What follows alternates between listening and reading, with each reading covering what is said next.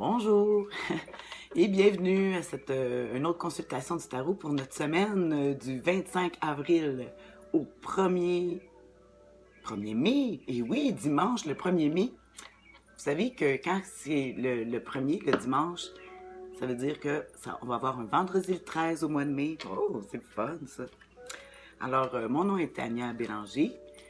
Je suis aussi la sorcière bien-aimée du Nord. Je suis coach tarologue.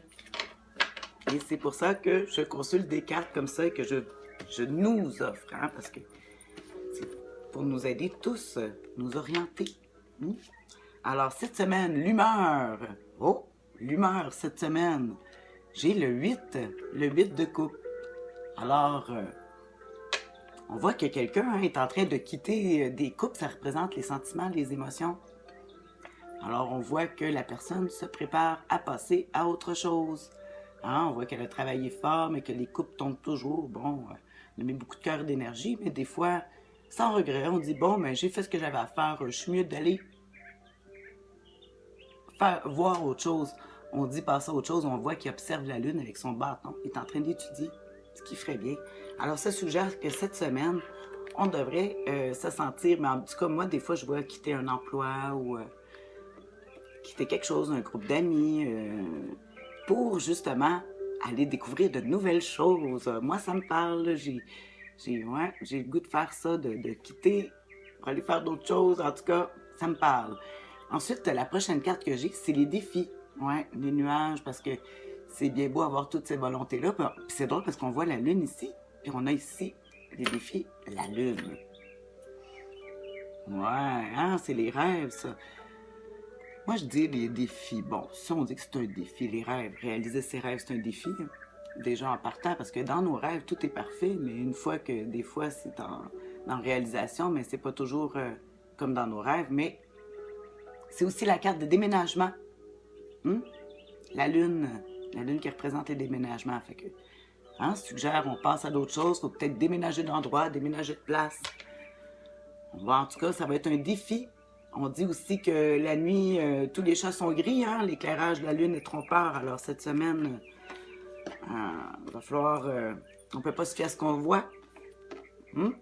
C'est la nuit. Il faut se fier plus à notre intuition.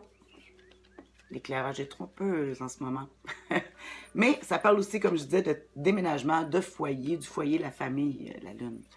Donc, et l'attitude gagnante. Comme dernière carte. Oups, mon Dieu, je vais tout bouger. L'attitude gagnante, ah ben là, c'est le roi de bâton.